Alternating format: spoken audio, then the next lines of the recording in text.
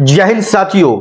बिहार के छात्र डोमिसाइल लागू नहीं होने से कितने नाराज है आप सभी लोग जानते हैं।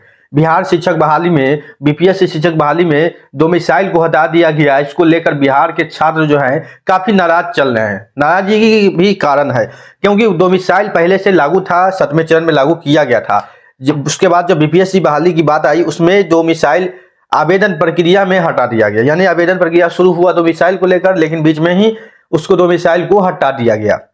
उससे पहले बता दें कि आज नया साल है, सभी लोगों को नया साल की शुभकामनाएं और नए साल में आप सभी लोग कहीं ना कहीं सेलेक्ट हो जाएं, एक सरकारी गवर्नमेंट जॉब की जो चाह रखते हैं और उसकी तैयारी आप लोग लगातार कर रहे हैं, तो उसकी आप कहीं ना कहीं आपको सिलेक्शन मिल जाए। अब बात चलते हैं डोमिसाइल को लेकर। तो डोमिसाइल को लेकर बिहारी छात्र को बहुत बड़ा खुशखबरी मिलने वाला है। आपको बता दें, माननीय मुख्यमंत्री को छोड़कर बिहार में जितने भी नेता हैं, पॉलिटिकली रूप से जुड़े हुए हैं, जो बिहार के लेवल तक का पॉलिटिक्स करते हैं, यानी विधानसभा लेवल तक का राजनीति करते हैं, वो कोई लोग भी नहीं चाह रहे कि डोमिसाइल हटे। सभी लोग डोमिसाइल के फेवर में है। लेकिन जो माननीय कह सकते हैं सर्वो सर्वा है मुख्यमंत्री जी, वो डोमिसाइल को फेवर में नहीं है। तो आपको बता दें, उन लोगों के रूप से जो खबर आ रही है और लोगों का भी कहना है कि लोकसभा चुनाव हो जाने के बाद आपको डोमिसाइल लागू हो जाएगा शिक्षक बहाली प्रक्रिया में।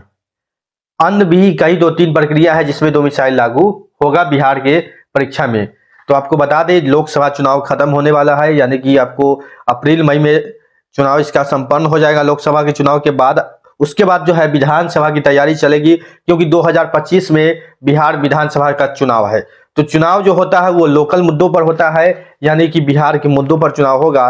तो जो भी पॉलिटिकली रूप से जो नेता है और अच्छे नेता है जो कि पद पर है, किसी पद पर है, उनके द्वारा से यह बयान आया है कि डोमिसाइल फिर से लागू होगा, लेकिन उसकी जो घोषणा है वो लोकसभा चुनाव के बाद होगी।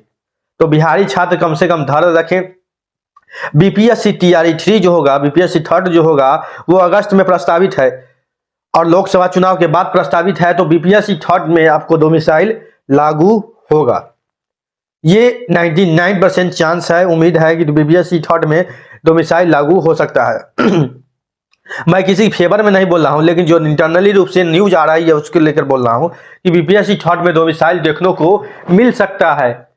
ठीक है, क्योंकि तेजस्वी यादव जो है बिहार के उप मुख्यमंत्री हैं, उनके द्वारा डोमिसाइल को लेकर काफी विरोध किया गया था। जब डोमिसाइल को हटाया गया था उस समय उनके प्रयास से ही डोमिसाइल फिर से लागू हुआ था 7वें चरण में। 6ठे चरण में डोमिसाइल लागू नहीं था, तो लेकिन उसके चलते फिर उसने आवाज उठाया था। बहाली प्रक्रिया में देखे थे कितना उन्होंने बहाली को स्टार्ट करवाने के लेकर भी काफी तेजस्वी यादव चर्चे में रहे थे। उसको लेकर भी, डोमिसाइल को लेकर भी उन्होंने काफी आवाज उठाया था और उनके प्रयास से डोमिसाइल को लागू भी किया गया था 7वें चरण में। ठीक है, और उसके बाद देखिए तीसरा, बीपीएससी 3rd में डोमिसाइल को देखने को मिल सकता है। ये एक अच्छी खबर होगी बिहारी छात्रों के लिए, और बुरी खबर हम कह सकते हैं जो बिहार से बाहर के छात्र हैं उनके लिए बुरी खबर है।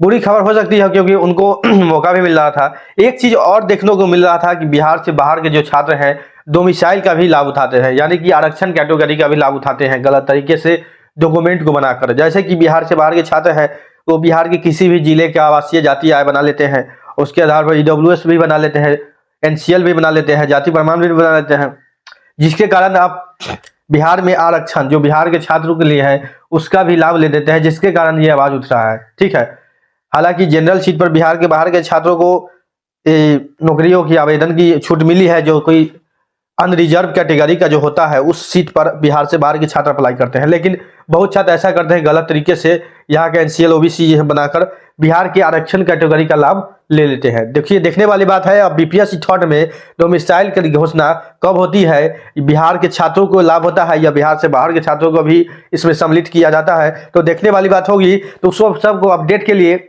नौकरी इंडिया चैनल के साथ बनाया है। चैनल को सब्सक्राइब कर वीडियो का देख शेयर करेंगे, लाइक करेंगे।